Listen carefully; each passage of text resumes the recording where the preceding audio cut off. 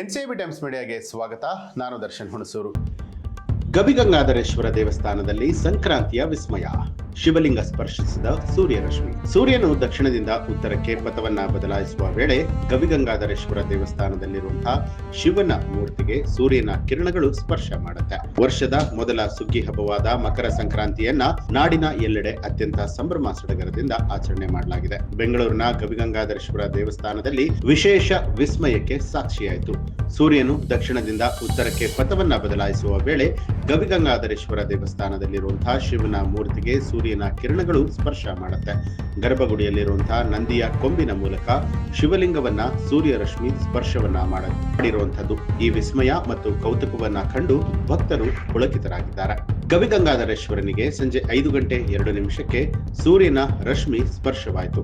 ಆದರೆ ಸಮಯದಲ್ಲಿ ಬದಲಾವಣೆ ಕೂಡ ಆಗಿದೆ. 5:17 ಶಿವಲಿಂಗಕ್ಕೆ ಭಾಸ್ಕರನ ಸ್ಪರ್ಶ ಆಗೋದಕ್ಕೆ ಶುರುವಾಯಿತು.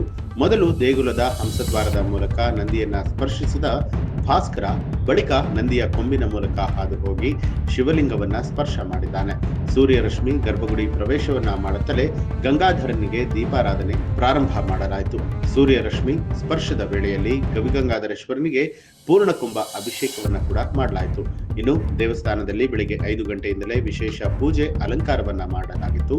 ಬೆಳಿಗ್ಗೆ 5 ಗಂಟೆಯಿಂದ ಮಧ್ಯಾಹ್ನ 12:30 ದೇವಸ್ಥಾನ ತೆರೆದಿತ್ತು. ಆನಂತರ ದೇವರ ದರ್ಶನಕ್ಕೆ ಸಾರ್ವಜನಿಕರಿಗೆ ಅವಕಾಶವನ್ನ ಕೊಟ್ಟಿಲ್ಲ. ಸಂಜೆ ಸೂರ್ಯನ ರಶ್ಮಿ ಲಿಂಗವನ್ನ ಸ್ಪರ್ಶಿಸುವುದರ ನಂತರ ಭಕ್ತಾದಿಗಳಿಗೆ ದೇವರ ದರ್ಶನದ ಅವಕಾಶವನ್ನ ಮಾಡಿಕೊಡಲಾಯಿತು. ಭಕ್ತಾದಿಗಳು ವಿಸ್ಮಯವನ್ನ ಕಣ್ತುಂಬಿಕೊಳ್ಳುವುದಕ್ಕೆ ದೇವಾಲಯದ ಹೊರಭಾಗದಲ್ಲಿ LED ವ್ಯವಸ್ಥೆಯನ್ನ ಮಾಡಲಾಗಿತ್ತು. 2 LEDಗಳು ಹಾಗೂ 5 ಟಿವಿಗಳ ವ್ಯವಸ್ಥೆ ಮಾಡಲಾಗಿತ್ತು.